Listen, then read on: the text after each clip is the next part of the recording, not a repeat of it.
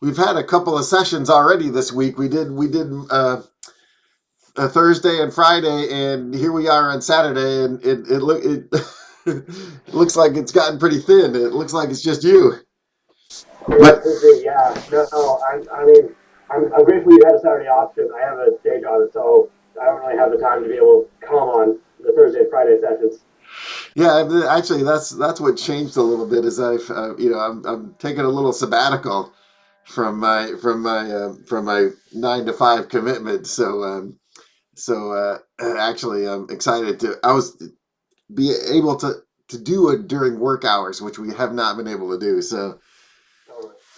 I'm excited for that. But hey, man, well, we're here. How's it going? It's going good.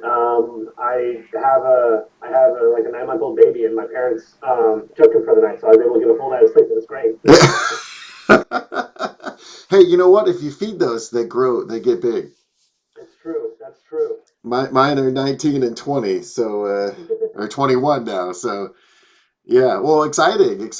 Boy or girl? Boy. Nice, nice. You're in Salt Lake. Yeah. I'm in Provo. It's about an hour south of Salt Lake, but yeah. Yeah, I mean, I know it well. One of my sons went to school in Utah. Oh, cool. Which school? Um, I'm trying to remember it already. It's been a few years ago. Westminster, Heber. No, it was like private, private high school Oh, private high school. down in Mount Pleasant. You know, Ooh, gosh dang it, I can't remember it now. Wasatch. that sounds all right. Yeah, yeah. Yeah, yeah, Oh, that's very cool. yeah. It was I just took a break from California. It was a good time. Hey, Iowa, how are you?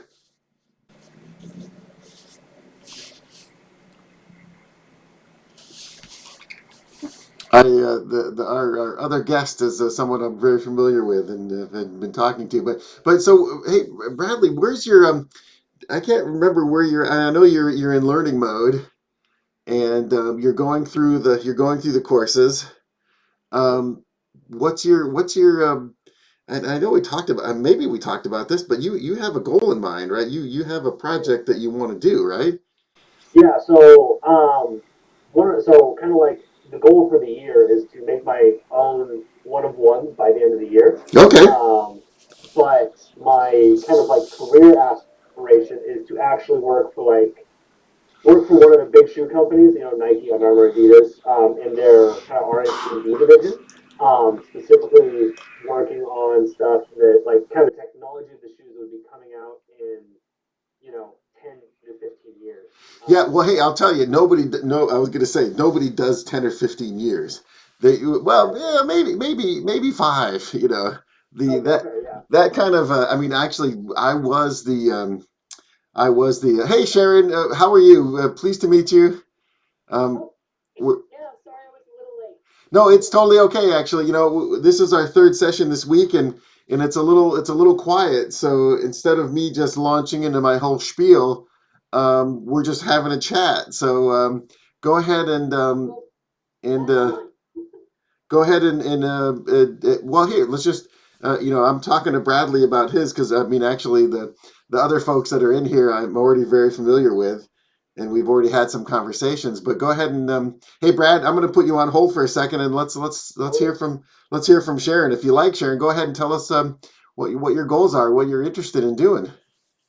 Oh, okay. Sorry to put you on the spot, but hey, No, very seldomly do I get you're put on the spot. usually we have 10 or 15 people here, so now here's your chance. You Okay. can Trust me, I can talk. Just ask my family. I You'll find this very peculiar. God knows they did, because I'm a person who definitely colors within the lines. I'm a maritime environmental attorney by trade. I was oh chief of staff for the town of Westerly for 10 years, and then I was on town council. So I'm pretty, straightforward. And then I decided, because we were term limited on town council, so I was off in December, and I've just been, I don't know, taken completely off my pins by what's been happening in Ukraine. uh-huh And part of my family is military. So I decided, don't ask me where I came up with this, but I decided that I wanted to try and design nice shoes um, for people who have prostheses. There are a record number of children that are now losing limbs, very adult injuries of war. And there are a lot of women vets who can't wear anything nice. And so I don't know, I just thought, you know what, now I have the time, I'm gonna color outside the lines. Awesome. Well, you guys have a really vast, hey, offering. Well, you know what, let me see what I can see. So, is this reality based? Probably not, but I'm gonna try it anyway. No, actually, what you're suggesting is what I love to hear. And actually, the other gal that's on the call here has an interesting project, and basically what I'm helping people with generally, and what I like to hear is if big companies look for giant opportunities, right? They look for big problems to solve, like tennis, right? Or football, right? But small problems, or, small niches, is the marketing term. That's where individuals can make a difference and can do something. So, can make a nice life just tackling a small problem, right? So, Yeah, no, and for me, somebody who loves their high heels, it, they say vanity is one of the fifth metrics, along with blood pressure and everything else. And I think it would be very, very sad for someone who's already lost a limb to not have some sense that they can, dress up and be playful. right. Well, that's cool. That's cool. I'm not sure what that looks like, but I'm so glad you're thinking about it. Yeah, no, I've got nothing. But anyway, so that's you asked for my story, and there you go. Oh, fantastic. No, I mean, hey, this is what we're, why we created these programs and these books is to give folks the tools, right? To that's where my job. I mean, I've worked as a designer. Some projects I do the design work, but the majority of the time, it's everyone. I'm working for a company, uh, or on a particular project where we all agree what we're trying to do. Then it's just to figuring out how to get it done, right? So this is sort of the get it done part, and that's what I can help you with. I can't help you imagine what your idea is, but once you imagine it, I could, we have the materials here to enable you to build the skills to do it, and you know that's what we do. So, hey, I'm gonna jump back over to Bradley. So, hey, yeah, your career goal to get into a brand like that. Now, sorry, you have a technical background already, right? Yeah, so I graduated with bachelor's in mechanical engineering, and right now I'm looking into schools that are doing graduate-related research with shoes, lower limb, kind of research. Get a master's as well. Perfect. Yeah, I actually, you know what? There was a gal that was on yesterday, and she's down here in San Diego. She's actually come by the office, but she's got an internship at Nike, because it's only those big companies, Nike, Adidas, Asics, that have that kind of biomechanical department, and they do that sort of foundation research. Yeah, so and actually, I was lucky enough,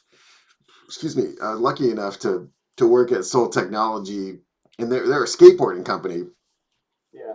But about almost, well, I was going to say almost 20 years ago, about 15 years ago, they were, really went, business was great, and they were very profitable for even how small they were at the time. And when I say small, a couple million pairs of shoes a year, right?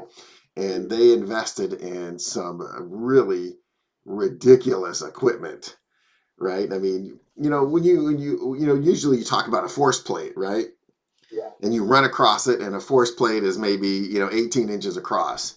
They had one that was a meter square, Wow. and That's amazing. what they in how it was configured was so that a skateboarder could essentially bail out of a big maneuver and land on that force plate.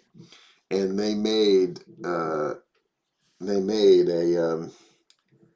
an adjustable staircase with a handrail that had like 8 stairs, right? So you're basically dropping 6-8 feet Mhm. onto this piece of metal with your shoes on, and measuring what the force was. So that was absolutely fascinating. And then also That's just way cool. the other tricks that you would do skateboarding. If you do a Mhm. kickflip, what is the what does the shoe see when you do that, right? So it's pretty fascinating technical That's very cool. stuff, and it all just fed right back into the footwear. So yeah, that was Yeah, totally. some really exciting testing. So yeah, no, hey man, I mean, you think again, I was just talking to some youngsters, um, still in college and putting their portfolio together and wanting to get into a big brand, and the brand's sort of demanding some kind of experience in footwear, and it's really hard to come by. Yeah. But I think you're doing the right thing, because you're going through this program. When you go to meet with somebody and they put a shoe in front of you, you'll be able to look at that shoe and say, yeah, that's rubber, that's leather, that's mesh, this is a Strobel, this is board lasted, and be able to explain why it's made that way, right? So that part, I think, is going to give you a big advantage when you get into these programs, because you'll really know. Because generally, when you get to a big company like that, they'll expect you to be able to communicate and know the technical Mhm. part, but they won't expect you to know anything about footwear. So Yeah. so yeah. Hey, Freda, I think you're from Nigeria, right? We were here yesterday. Good to see you again. And Daniela goes, "Hey, listen, again, we don't have so many people here today, so if you're welcome to unmute and basically share what your goal is, and I'm happy to have a conversation with you. I mean, I think, hey, the rest of the folks, please feel free to drop a question in the chat. As much as we're just sort of just having a chit chat today, I'm absolutely happy to uh, to just take your questions piece by piece. Yeah, Freda, good to see you. Yeah, from Nigeria. So I remember you were asking yesterday about getting drawing started, right? Oh, sorry, there's a little bit of traffic out here today. Um, yeah, your question yesterday about how to go about improving your drawings. Um, I was thinking about that a little bit last night, and in remembering how I told you the story. I mean, this is, I don't know, maybe some of you folks haven't heard the story, but my first job, um, my first job was out of design school, was not designing footwear. It was actually designing duffel bags and sports bags, which is cool because I met my wife in that company, but it wasn't what I wanted to do. Right? I wanted to design computers or anything or footwear at the time, and and I got it in my mind that I wanted to do footwear seriously, because we did one footwear project in college, but there was not even a shoe last in the room, so we didn't even learn. We kind of missed the foundation of it, right? And um, so I just drew. I saved up enough money. I was actually living in my older brother's apartment. Actually, I lived in the walk-in closet. There was room for the bed, and that was about it. And when he got up and went to work, I spread out my drawing material, and this is hand drawing at the time, on the kitchen table, and I just drew as many shoes as I could. And at the time, I remember getting a catalog or a running magazine, because the internet was still pretty thin, and just pulling out a good side profile of a shoe, and then with a piece of tissue paper drawing the profile. And once you sort of have that profile, what, not what you imagine, but a shoe looks like super sleek and all this other stuff, but what a real profile looks like, then when you start drawing on that profile, what you draw is going to end up looking like a real shoe. Because if I've seen a lot of fancy, beautiful sketches that have, energetic lines and they look great and all this, but they're not real shoes because the profile is so wrong. Now, when you start to look, when you go to Nike's website today, you can see the shoes all have radically different profiles, and you start to understand how they generate that, because the last still has to fit the human foot, right?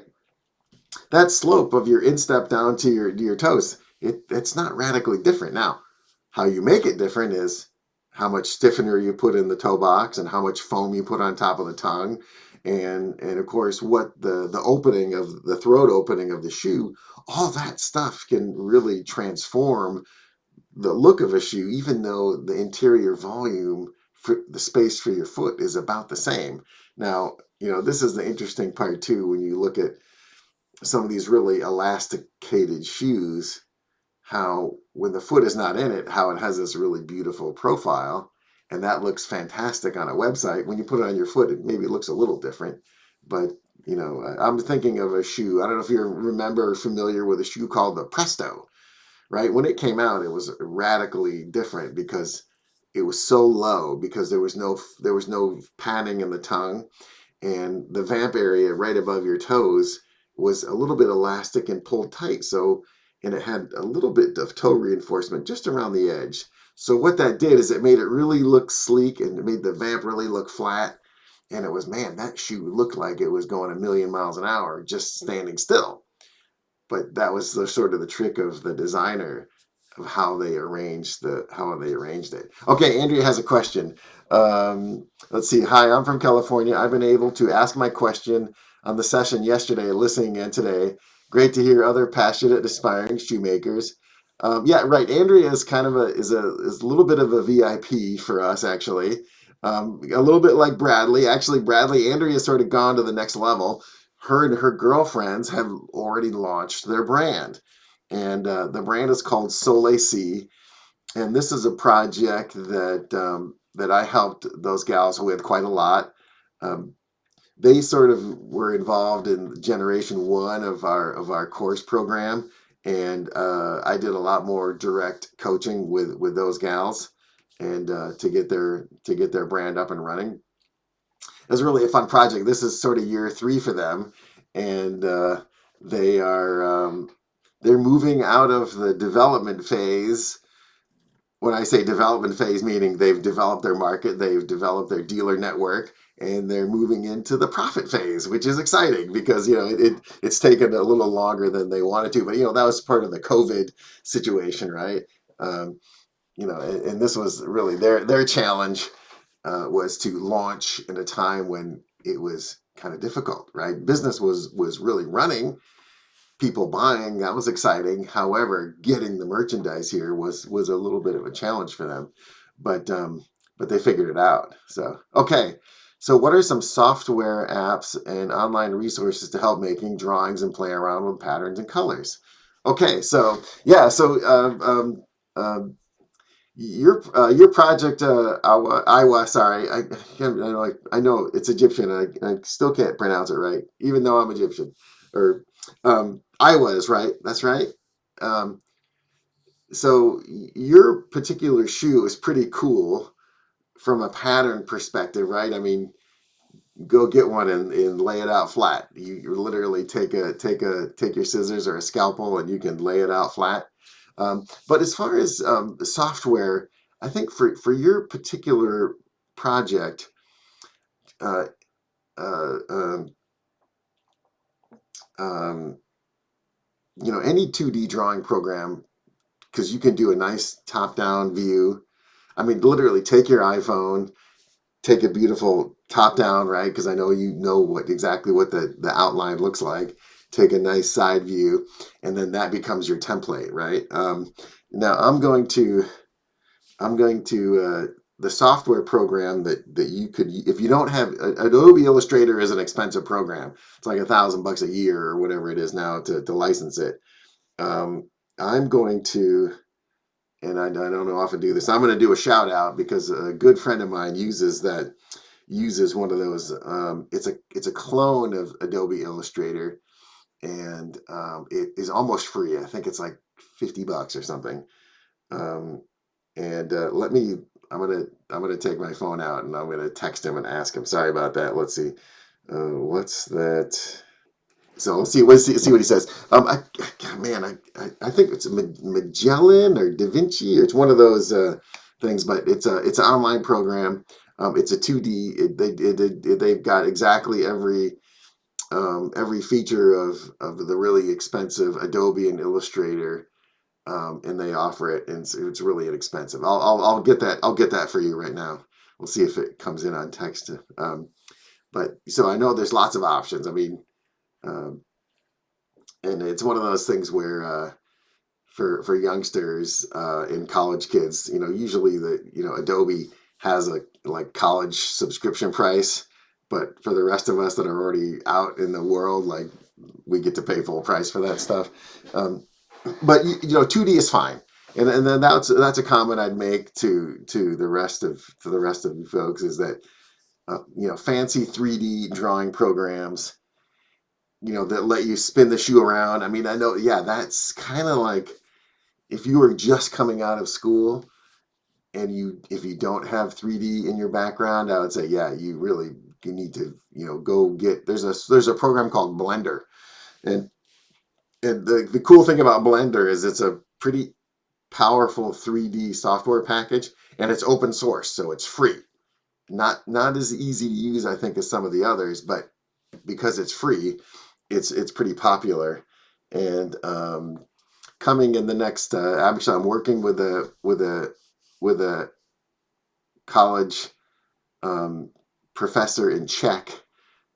He's making us a tutorial in Blender for shoes, and will be hopefully by the end of the summer we have that done. But so I would say, any 2D drawing program is what you're going to need. The one that the Adobe Illustrator is what I use and it's what I teach on. Photoshop does similar things. It has some other capabilities, but really they're pretty useful. Um,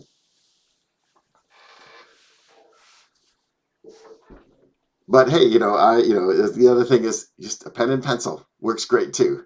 I mean, if you're doing the drawings for yourself, right, to work through your ideas, pen and pencil is an awesome place to start. I mean, I'm from this age where we did marker renderings, which okay is obsolete. No one really does that anymore.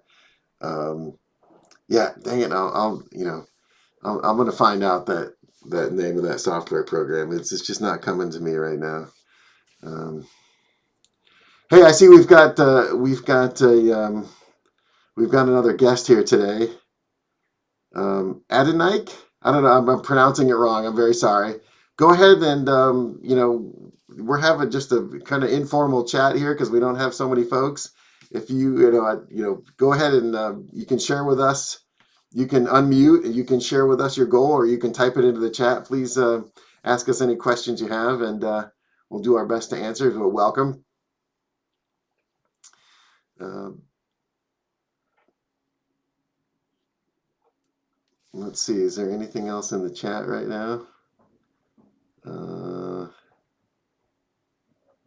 let's see. Hey, Andrea, while you're here and you can share a little bit, maybe you can tell us what you're working on, or even actually tell us, what was I know Iowa is getting started with her business. What was your biggest challenge just getting started? If you like.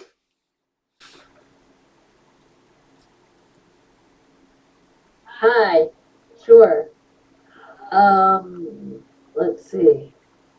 Our biggest challenge getting started, I'm not sure. I spoke about it yesterday, so I don't know if it's repetitive for Iowa, but for everyone else, anyways, we definitely had a huge expense in our first year with air shipping our product that should have gone on the ocean.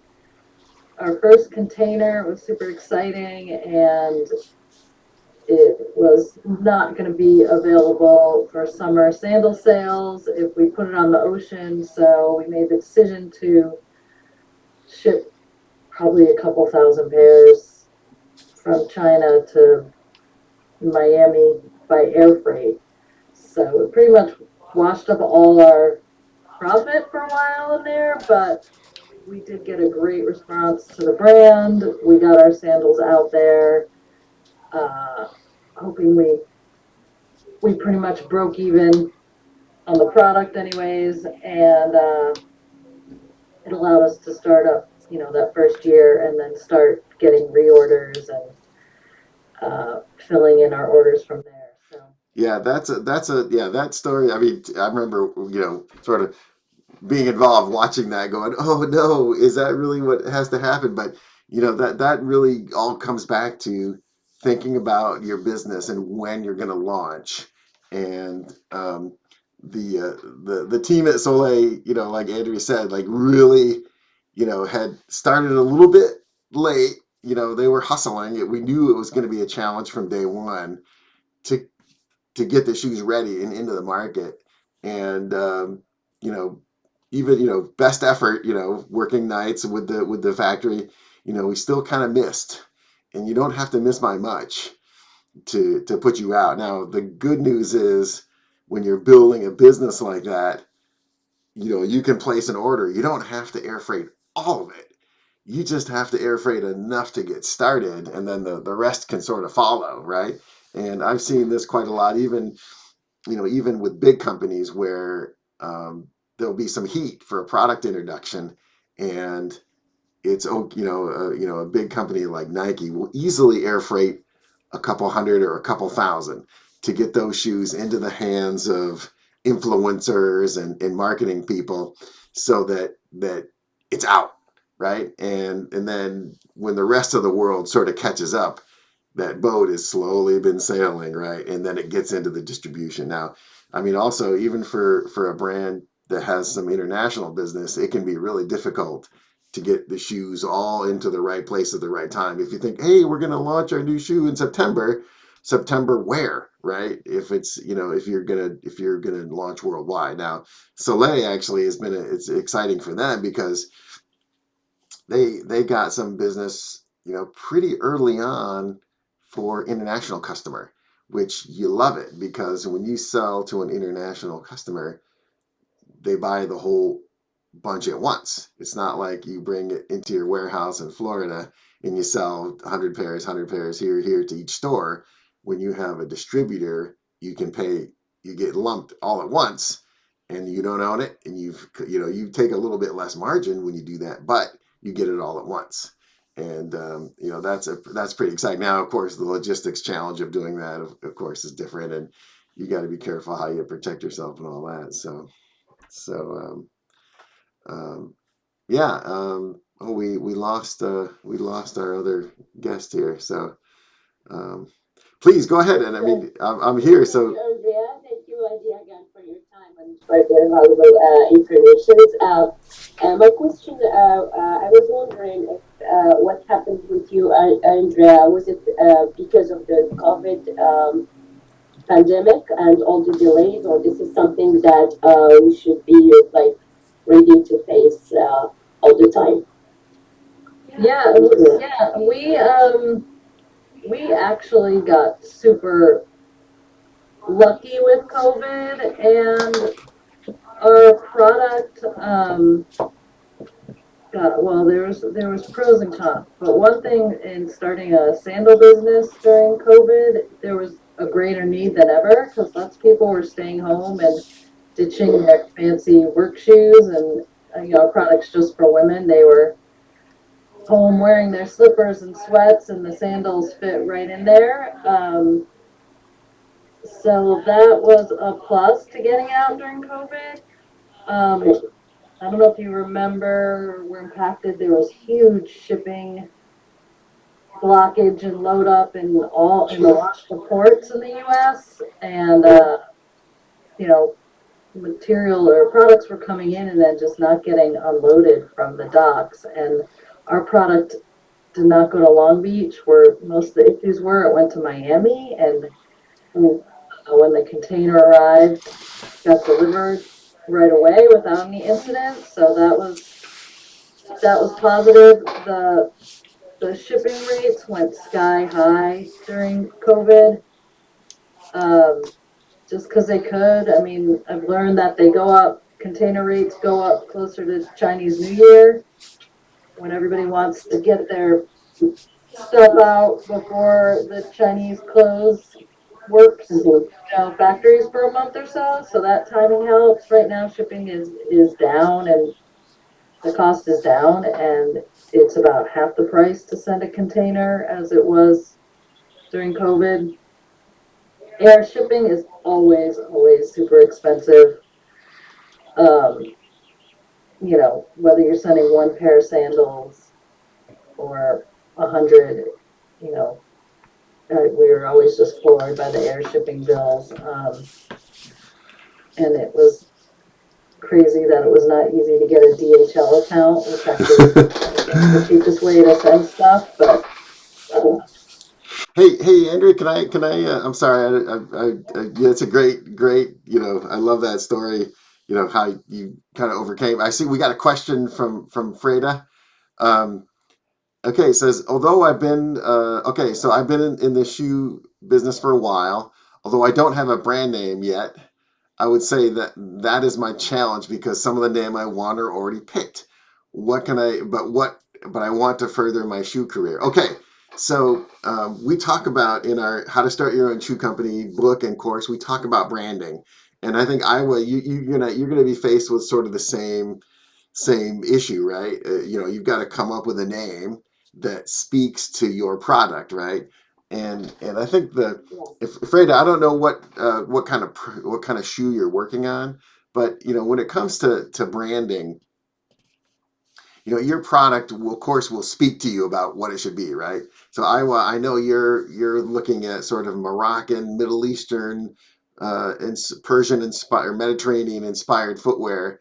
So your brand name is gonna try to capture the romance of that part of the world. I mean, for you, it's just where you live, but for the rest of us, that are not familiar with Morocco, there's mystique to it. So okay, so whatever you decide, maybe you've decided already, but you've got to start to think about, okay, what's a cool word that's memorable that speaks to that, right? Yeah, that's very important. So the reflection of such a culture and a whole history behind it. So that makes me like think even longer and being more careful on how I want to present that. And I'm gonna want to tell you, you got to think about the other side, which is who's your customer, right?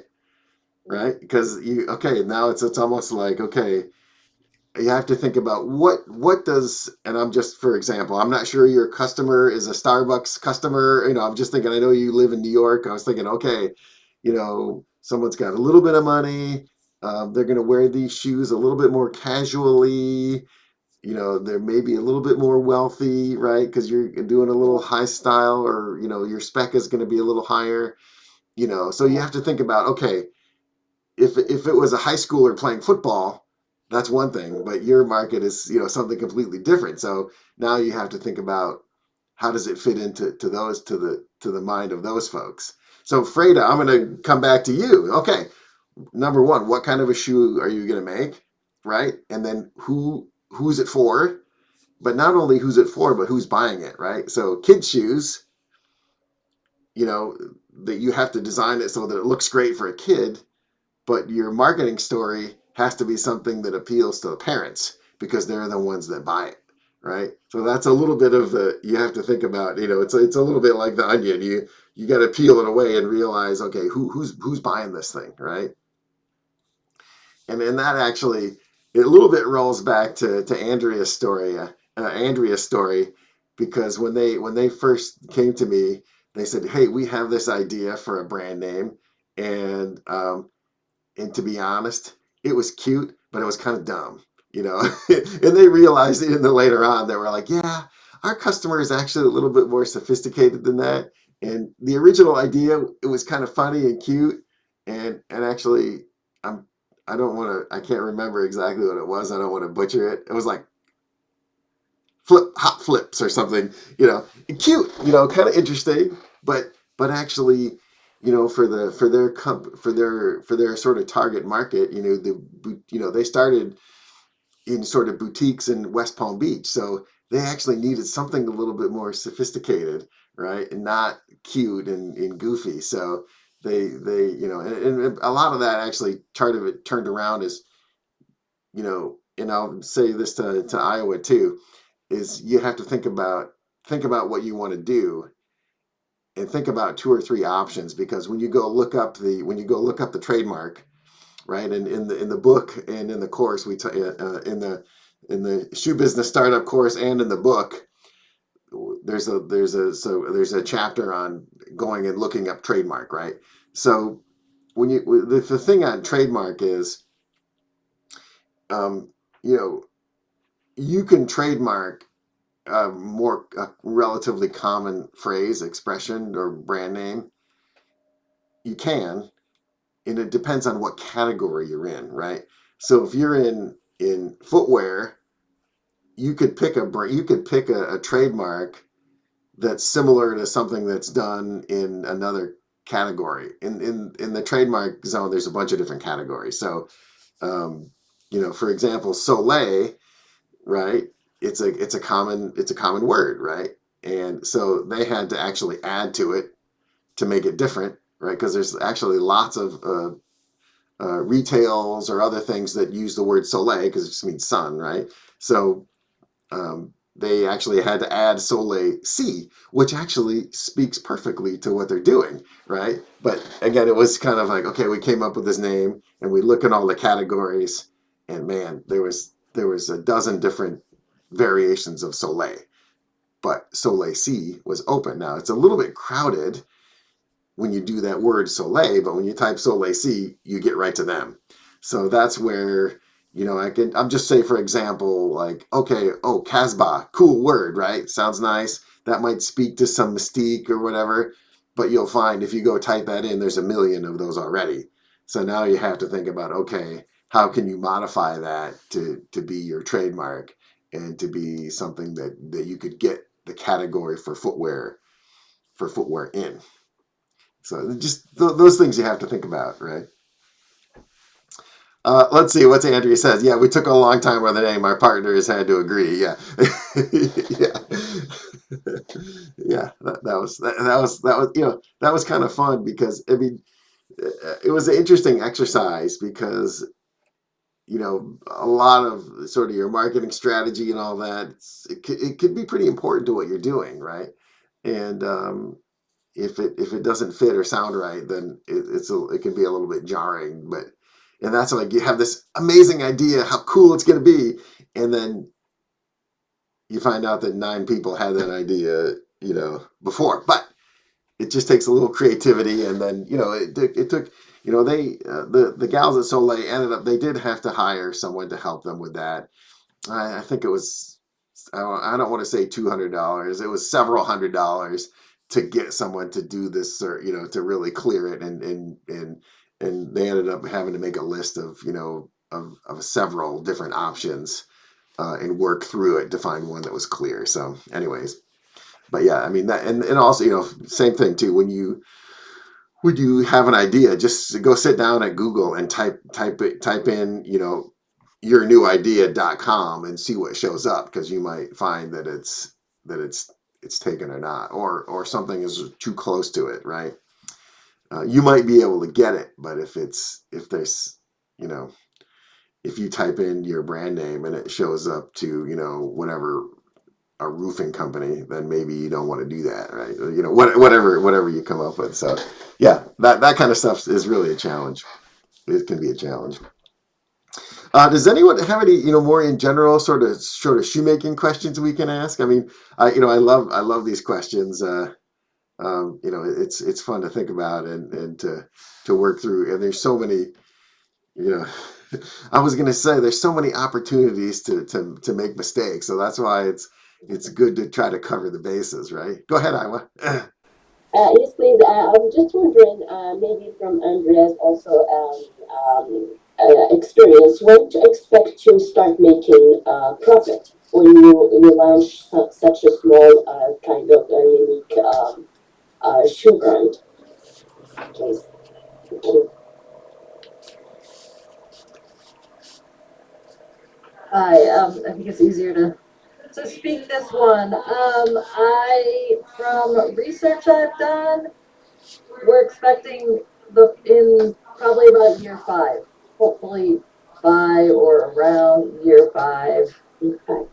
Let's see, we're just starting year 3 and we're getting our stuff together. We've learned how to work together a lot better. We're getting closer.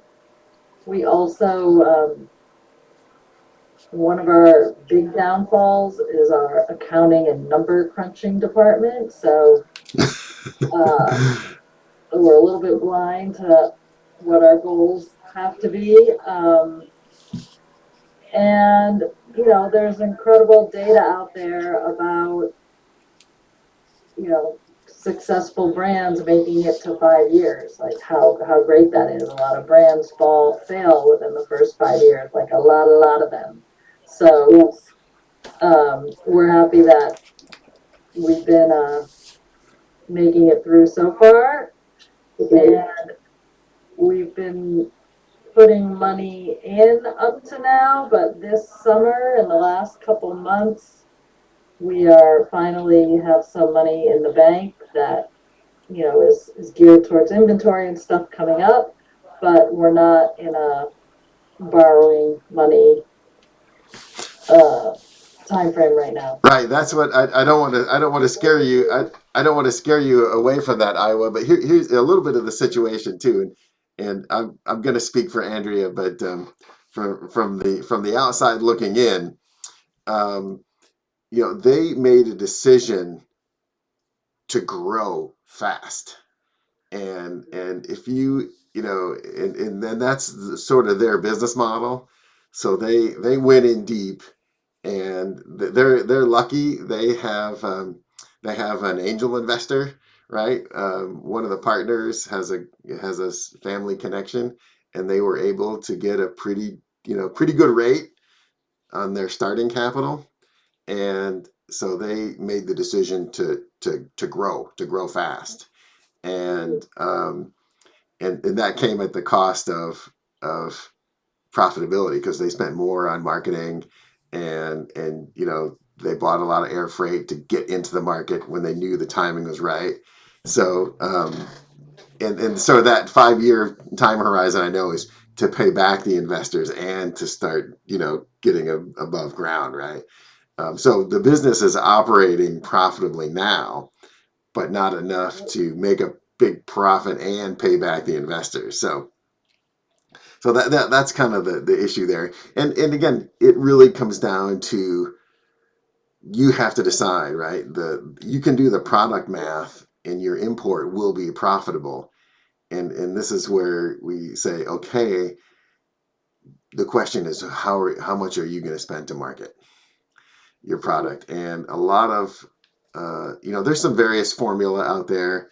And one of the ones that I've seen more commonly tossed around is if you think you're going to sell 100,000, right, in gross sales, right? If you think you're going to sell $100,000 worth of merchandise, then you should expect to spend at least 20% on marketing, right? So that all of a sudden you're like, oh man, because you got to get recognition, get out there. Now, of course it depends on what segment you're in, right? Soleil happens to be in a very, very competitive product segment, and they had to do a lot to differentiate, and they had to a little bit buy some business, right?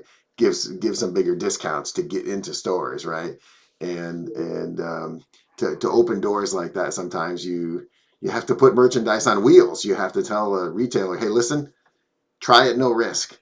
If you put it in your store and in 3 months it's not selling the way you want it, we'll buy back the rest of the merchandise, right? Or, there's other crazy deals you can make where it's like, hey, it's almost like consignment. Here's 100 pairs. You pay us when they sell. If they don't sell, you send them back. Yeah. That stuff all costs money. But if you want to open as many doors as you can, as fast as you can, then you got to try to do stuff like that. Okay, here's a question from Bradley. Did you say there was a Blender course that's coming? Yes. There will be a Blender course that's coming, and we're going to base the Blender course on the last and outsole that we have in our thing. So if you go to our books and tools, you'll see that we have lasts and outsoles that we sell, right? And I guess you've probably seen this, Bradley, right? If you're doing DIY, we have the stuff for that. And the thing that we've done is to make sure that they fit together, right? So that when you buy the last and you buy the outsole together, that there's a little extra space around so that the thickness of your upper, and you can still put it together and it'll fit. Because I run into this a lot of the times where people are like, hey, I bought this from here and this from here, and though they say they're the same size, they don't fit. Well, yeah, that's what happens. And that's kind of when you make a shoe from scratch, like in the shoe factory, it's the shoe factory's job to, you get the last, you put the upper on it, you scan the upper to make sure that you know exactly the size, and then you make the outsole to fit that. But if you're going to sort of buy the pieces separately and put them together, it gets to be a little bit more of a challenge. So yeah, that's so anyways, the long story is, yeah, we're going to have a Blender course, and it's going to come with a CAD model of the outsole or the last equipment that we have, so that you could actually do the course, make your pattern or make your drawing in Blender, and then turn around and cut it out and make it and make a shoe out of it, make a real shoe out of it. So yeah, that's coming. That's coming.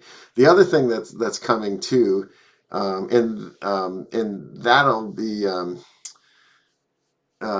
he's working on it this summer. I think our goal is to have it ready by the time the kids go back to school. We'll see what happens.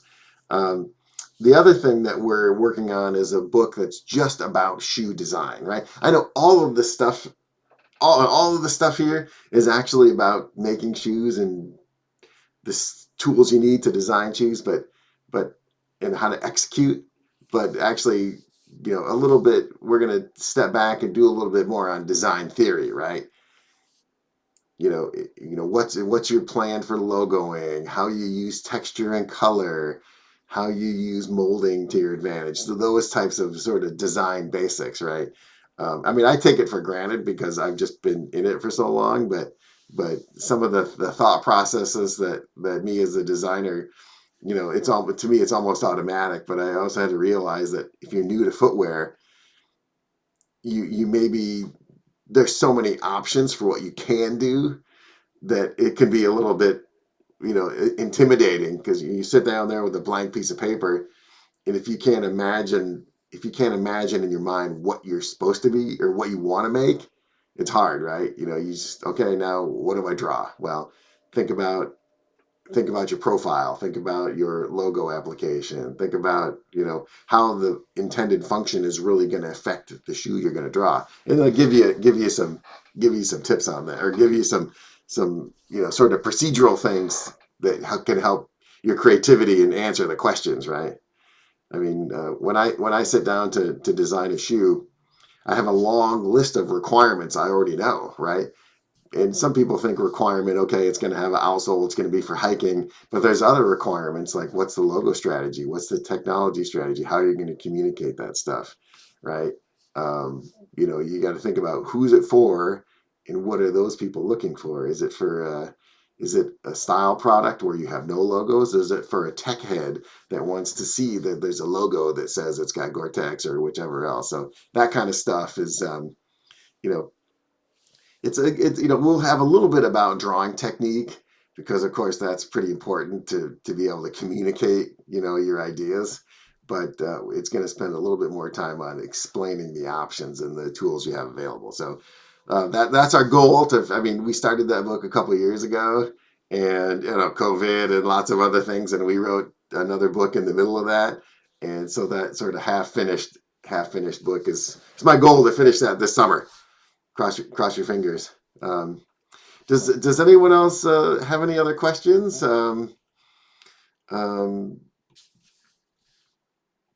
The other thing is, what I'm going to do is I'm going to put into the chat my email address.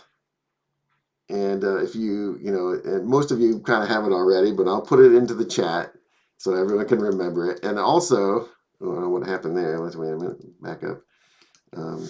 That's a picture of my email address. Okay, hold on. That's not what I wanted. Let's see, hold on. Let's try that. Let's do that. And then also, if you want to have a private conversation with me, I know I've talked to a couple of you folks already. You can literally just go onto my calendar and find a time, and we can have a talk about your project or whatever you're working on. So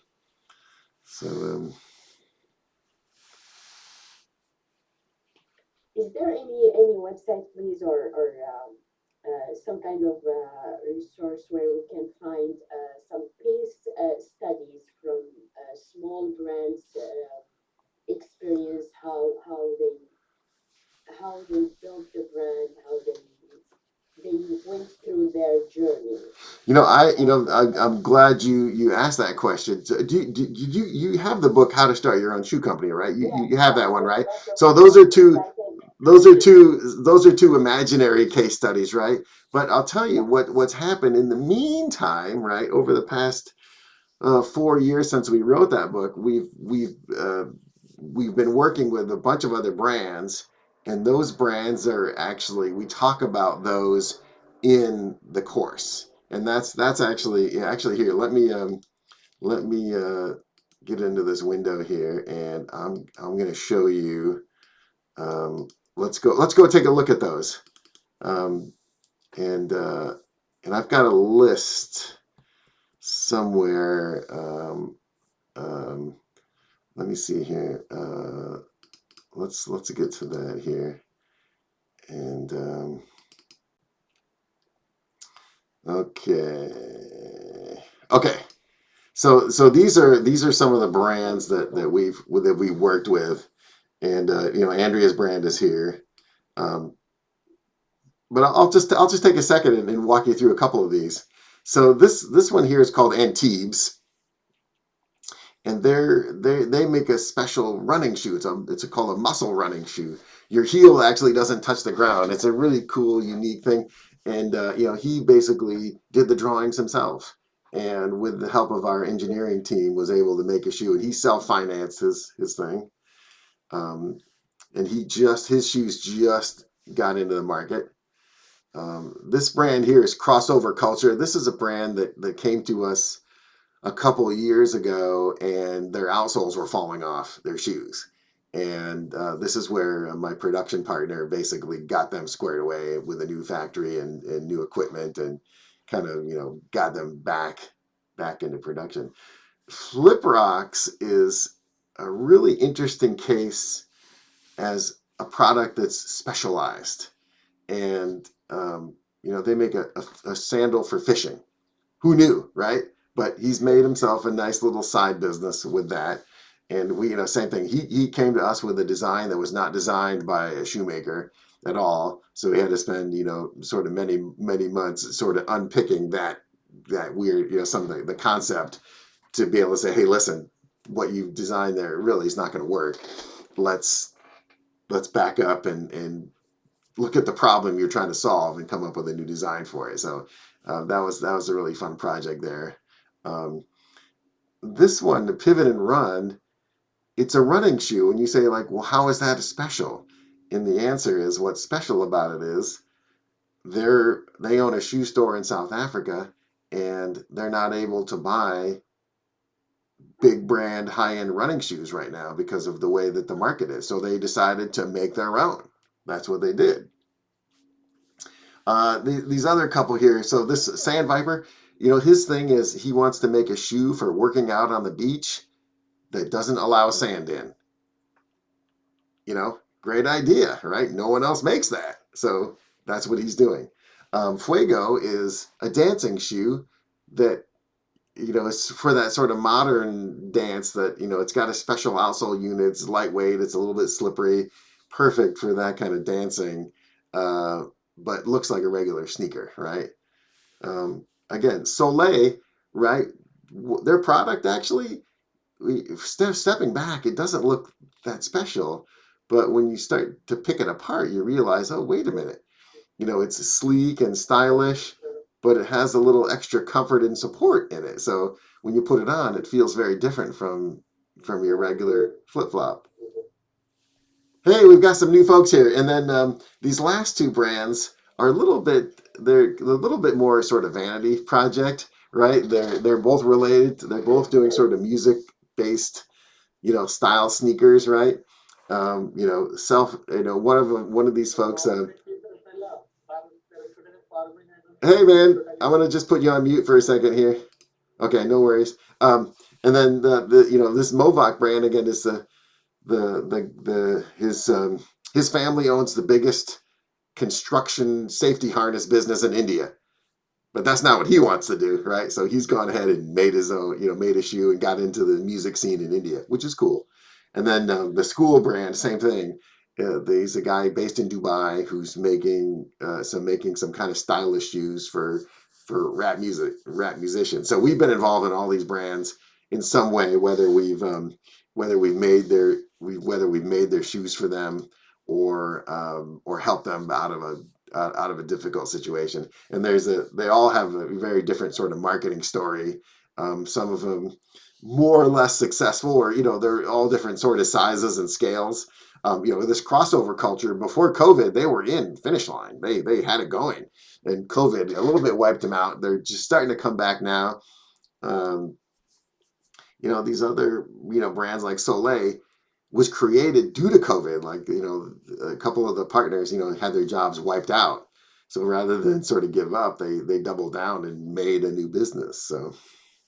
So yeah, these case studies we talk about, basically when we get into each of these subjects that we cover in the course, because this particular creating your own business plan course is really about how to plan, right? And this is where you have the book I will write, but this is where it goes deeper into our understanding of what small businesses need has evolved in the past 5 years. So that's why we upgraded the course pretty significantly from the book. But the book touches on all of these things, but the course goes a little deeper and talks a little bit more about what each of these brands are doing. So that's sort of where the case study part is.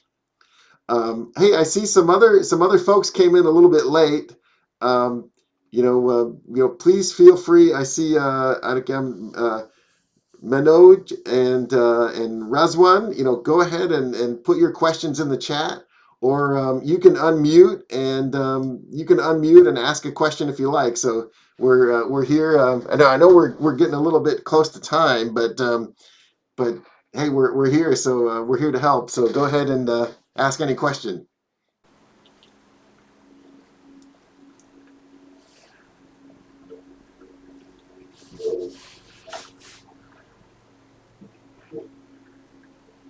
All right, or not.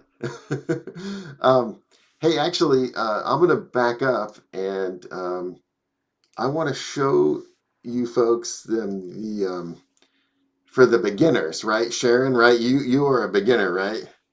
So, Oh, yeah. okay. So we have a couple of things for you, and so first is we'll take a look at the textbooks that we have. And the first one, if you don't know anything about footwear at all, oops, I'm in the wrong here.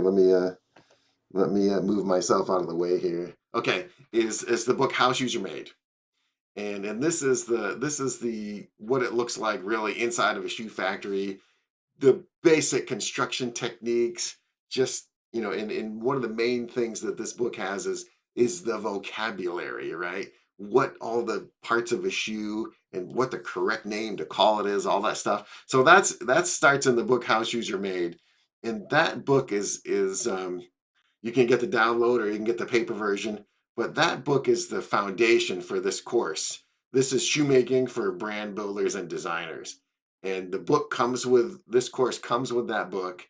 And this basically gets you into the mechanics, right? Of what really, okay, here's the first part, right? Chapter 26. I mean, I know it's the end of the book, but it's almost the first thing is what do you call all this stuff, right? When I use words like vamp and I stay, you're like, Wade, what are you talking about? Well, this is what I'm talking about, is just the correct name to call all these shoe parts.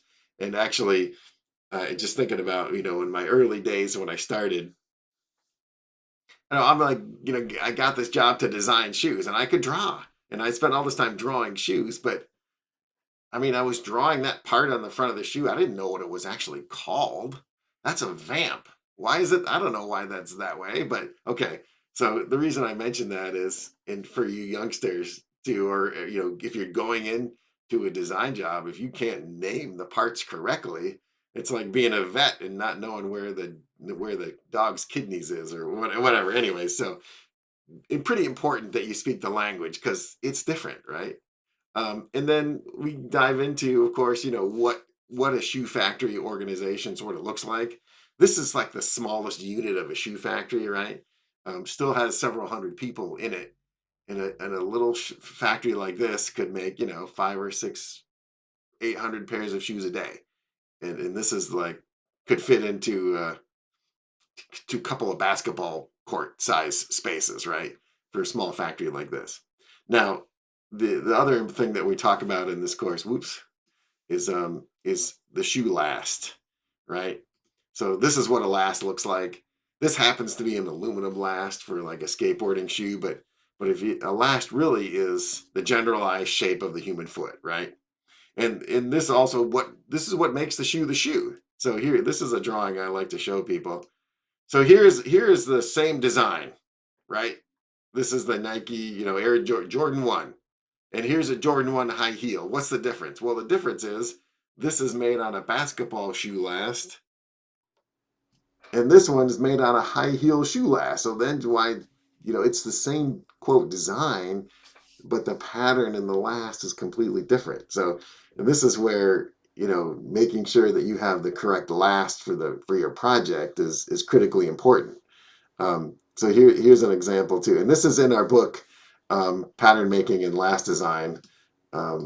This is where all this material is. I'll just show you that quickly. Again, if you want to make your own sort of pattern at home, this is where you got to start, is this Footwear Pattern Making and Last Design book. Okay, so what this is from that book, and this page these are all the different lasts for different shoe types, right? A high heel, from a men's dress shoe to a basketball shoe to a walking shoe to a soccer boot to a climbing shoe to a kid shoe. They all have different characteristics, right? So here's an exercise that I do in my corporate training, right? What shoe is what, right? Oops, sorry here. What's this first one? What's the second one? What's this? What kind of shoes do you make with these, right? Does anyone have a guess what number 1 is? It's a ballerina shoe, because you don't stand on the bottom, you stand on the toe, right? So, and then this one, it's a dead giveaway because it's got the little post for the sandal, right? And then a cowboy boot. Yeah, that's how, so that's how you make it, right? So depending on what kind of shoe you're gonna make, right? So here's another one here. This is a kid's shoe. Like, why does a kid's shoe look like a loaf of bread? Well, you've seen baby feet, right? They're all pudgy and square and soft. Well, that's why a kid's shoe last looks like that. Yeah, this is a rock climbing shoe last. It's not made to walk in at all, right? And then this is a traditional dress shoe last. So anyway, so this is kind of a lot of the basics and so this is what's in that basic course. So if you're you know, and this goes on for days pretty much about all this basic stuff, right? But that's all in our basic, you know, sort of starter course. And and I can't remember, Bradley, you started with the individual course and did you upgrade? I can't remember if you just went in all in, but basically for I went straight for the all access. you went straight in. Okay. So you know, I think I love that about you, man. Go in. So here's the other thing too. If you want to start with one course, if you want to start with the basic course and you want to go on to the other courses, basically we'll discount the price of the original course you bought because it's included in the all access pass, and then you can just grade. So if you get 3 courses in and you decide that you want to buy the all access pass, then we'll get you the all access pass. Hey, Bradley, you know what? You haven't called me. So you're a pass holder. So if you have a question, you got to call me. All right. And I know you're busy with the baby and all that. So Yeah, definitely will do that's part of what comes with it.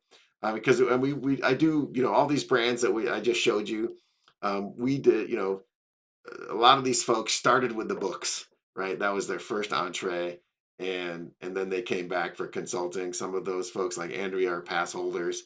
Um, you know, if you you know, for you, hey, if you buy a course and you want to talk to me, just call me and talk to me. That's kind of how we do it. So Thank you. you're I got sorry. I got the book, but I my computer just broke, so I did not download the digital oh, version. okay. And it says it will be expired on June 17 or something. Is there any way to Don't worry about it. I'll send you a new one. fix it? Yeah, no worries, no worries. Yeah, I mean, we put that sort of download limit so someone can't download it 900 times for all their classmates.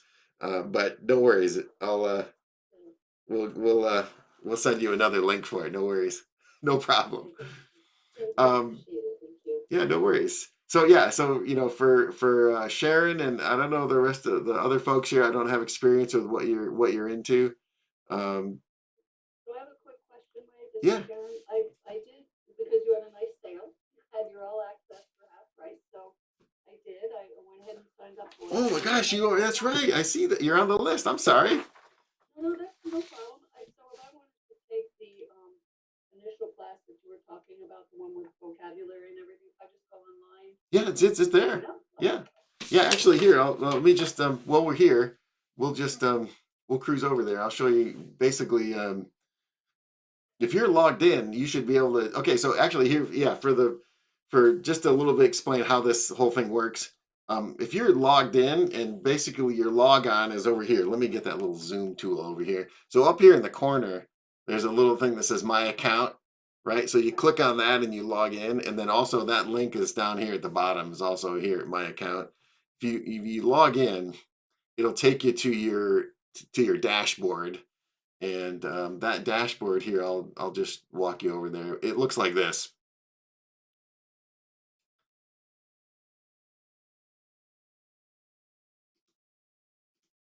This is what your dashboard looks like right here, and all of your downloads and your courses will all be right here. So if you have any trouble getting to that one, Sharon, just let me know, Okay, I and sure will. we'll That get looks simple. we'll get you to it. Yeah, I mean, it's one of those things. Once you're logged in, it's all there. And actually, so once you're logged in, you basically just go back to the course. I mean, there's multiple ways to get to your course, but once you're logged in, you know, it said because you have the all access pass, if you just go to the course catalog, it's like going to the grocery store and picking out whatever you want because it's all, you know, once you're logged in, you just go to the course on the shopping page, and it won't show you the shopping cart thing. You'll just all the course materials will be right down below where the inside the course page. So you just go right back to where you found it. Okay? Okay. No Yeah, worries. great. Thank you. You're welcome. You're welcome. I'm sorry I forgot about that. I mean, I've got my list here, and you know, hey, you know, this is the part of, you know, please take advantage of it. You're a pass holder, so you know, don't hesitate to call me and talk to me. So I you know, I'm excited to hear. And actually, we haven't we're trying to arrange to people to do more to get the pass holders together, but everyone's so busy and all that. So it's more like, hey, you're on the gold program essentially, so just call me, right? And I put a in the chat, I put my link. You can just, if you hit that Calendly link, and you can schedule a time and talk to me whenever you want. Okay. Yes, thank you. No worries. Thank you. I mean, that's part of the service. So, Razwan, I see you're here. I don't think we got any questions from you, so please feel free. I'd like to hear how we can help you. And the same thing, Manoj. Um, I'm not pronouncing it correctly, but if you have any question, then please feel free. We're here to help. Hi, if there is no any question, basically still we are the learning. We are the beginning stage, so there is no any question. We enjoy the session, right? Okay. Okay. Awesome. Thank you. Yeah. Feel free to email me if you have a question. So my pleasure. Is there? So a lot of online is to how to learn for the to start the business for the learner, right? So a lot of online apps, right? Could you please share the chat box for the such kind of the online? Oh yeah, I'll put the link. I'll put the link in the here. I'll put the link in here for you. So here's the course link is right here.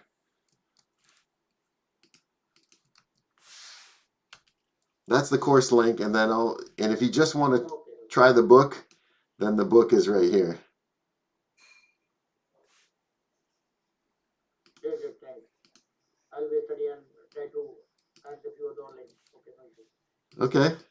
Thanks, carry on. Okay. No worries, no worries. Yeah. Again, please, if you, I think this is a little bit of the man. This is VIP. We have 3 pass holders in here. Okay. Oh, Andrea, I think she took off. Okay. All right. Hey, so basically, for those that are sort of beginning, I've been in the business for about 25 years, and I started out. Hey, Bradley, good to see you, man. I started out just as a designer in design school and got lucky, and got into the business and was able to work with some really experienced shoemakers, and they helped me, learn my trade, and so that's where I'm happy to help share with you. So, but basically, we started out with the books, and for just a little investment, right, $20, you can get the download, and you can get started, and then when you're ready, you can move up to the courses, and then again, I make myself available for questions. It's my pleasure. I mean, we're a little bit past time, so unless anyone else has any more questions, I think we might call it for the day. But again, for you folks that joined late, please just don't hesitate to call. Iowa, same thing, and Sharon, hey, I'm here, and we're taking calls during business hours now, which is new. So I know it's summer; we're supposed to be taking a break, but you're absolutely welcome to reach out and talk to us during the week. So no worries. Unless, Thank you. thank you. My pleasure, folks. Enjoy the rest of your weekend. Thank you. You too. Thank you. Bye bye.